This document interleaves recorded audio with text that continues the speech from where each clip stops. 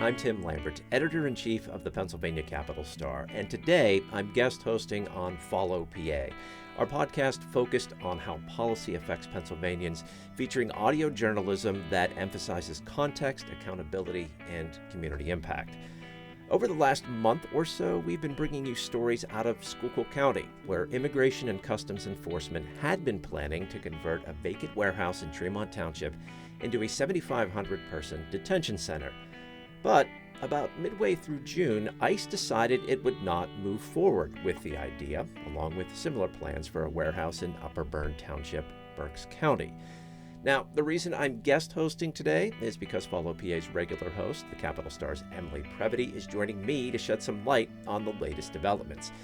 Emily has been following this story for several months and produced our Iced Out series about the community's reaction to ICE's warehouse plan.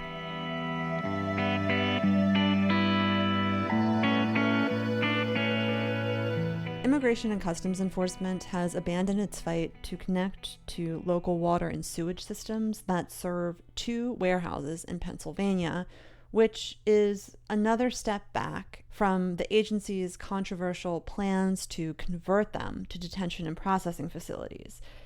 Some might consider it the first actual formal, legal, official step back. Already, the U.S. Department of Homeland Security and ICE is backtracking on these conversions that they also planned for 9 other sites across the country that were all purchased in early 2026. That had already been reported in the New York Times back in June, about a month ago, and picked up by outlets around the country. Federal officials later confirmed that. But some people, including those leading environmental groups intervening in the Pennsylvania case, thought a more formal concrete action, such as rescinding this appeal, would be a stronger, truer indicator of what's to come. So late Wednesday afternoon, ICE filed a document rescinding its appeal that was just a single sentence, and that posted to the case docket with the State Environmental Hearing Board. Not too long after that, also late on Wednesday, Governor Shapiro's administration issued a press release alerting the media to the fact that this appeal had been filed and affirming that the state orders prohibiting the agency from connecting to local utilities would stand for the time being. This development comes a couple weeks after ICE apparently confirmed in writing that it would not be using its warehouses in Upper Bern or Tremont as detention centers in letters sent to the Pennsylvania Department of Environmental Protection. And those letters also were released by the Shapiro administration late Wednesday.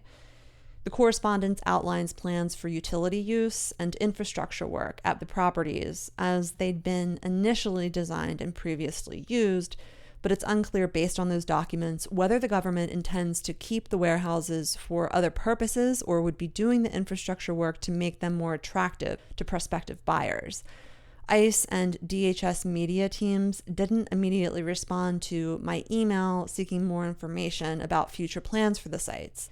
State and local officials, as well as residents, community organizers, and others, have opposed these projects for multiple reasons, which we've covered extensively on this podcast and the Pennsylvania Capital Star's website.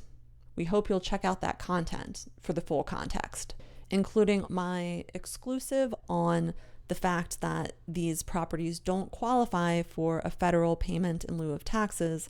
For months, that's been talked about publicly as the remedy for the revenue that these communities are losing because now that these properties are owned by a government entity, they're exempt and no longer generating property tax revenue.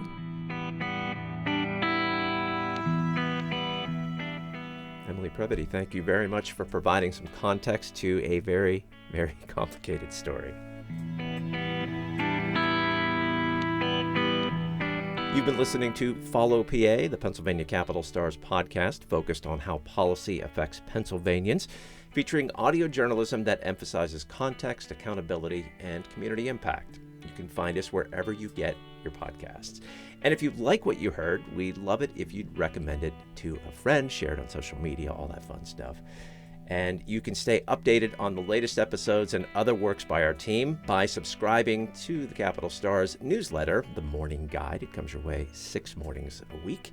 That's at penncapital-star.com. We've also included a link in the show notes.